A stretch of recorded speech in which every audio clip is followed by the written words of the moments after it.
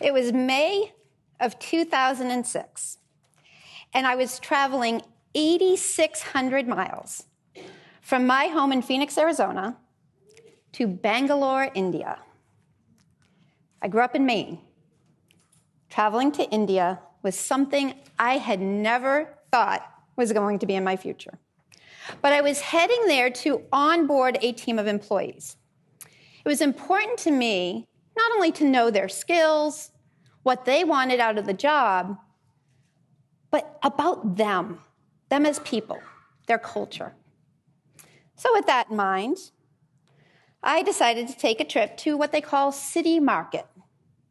Now, City Market in Bangalore, India, can best be described as an assault on all of your senses.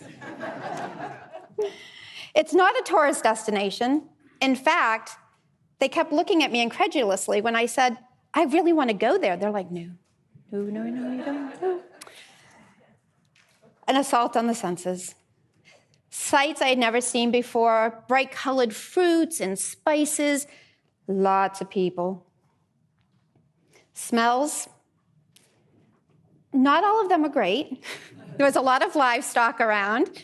And did I mention it was May and really, really humid? So crowds of people, all these scents, all these smells, all of these noises that I had never experienced in my life. It was a little overwhelming, to be honest. I kind of stuck out like a sore thumb. So when I spied over in the corner of the market, this alcove, this concrete alcove that not only offered some shade, but it also offered a beautiful visual. See, it was in this basement-like structure that the ladies were sitting there, stringing flowers together, making leis for the temple. These colors in these flowers was absolutely amazing. And the smell of the jasmine in the air was incredible. And they sat there and they delicately strung these together. And as I was walking by and looking at them, one woman caught my eye. You see, she caught my eye because she was probably older than my grandmother.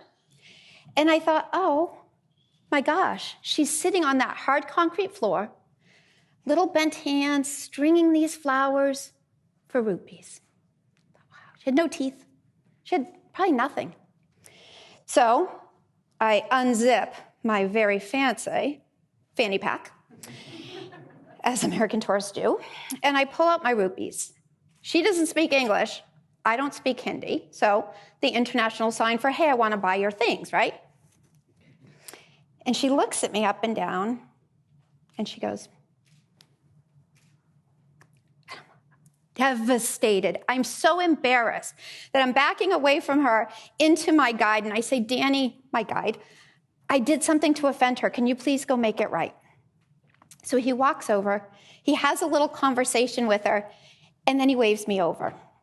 And she gets up, and she picks the most beautiful jasmine lei I've ever seen. And with her arthritic hands, she pins it in my hair. And again, unzip the fanny pack. And I said, I don't understand. Danny said, Belinda, you picked her. You honored her by wanting her flowers. Your debt is paid in full. That moment changed my life because I realized I had gotten it all wrong. I was a child of the 80s. I was climbing that corporate ladder. Next title, next promotion, corner office. I had it all wrong. I was defining my value by what I earned and not by who I was serving. When we put money before honor, we're only going to get so far. But when we truly serve from our hearts, the people who honor us with their time, their trust, their money, we will be abundantly rich. I have a journal from that time in India. When I open that journal, I see that lei preserved.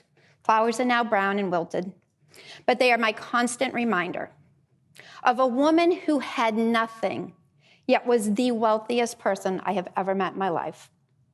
Made a lot of changes in my life after that.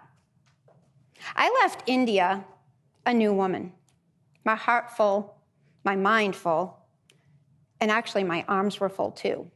Because not only did I go home and quit my job, I went home with a dog I had adopted off the streets of Bangalore. And he was my reminder as well of what we can do in this world. So I would leave you with this: service over sales, honor over hustle, and most importantly, people over profits. Thank you.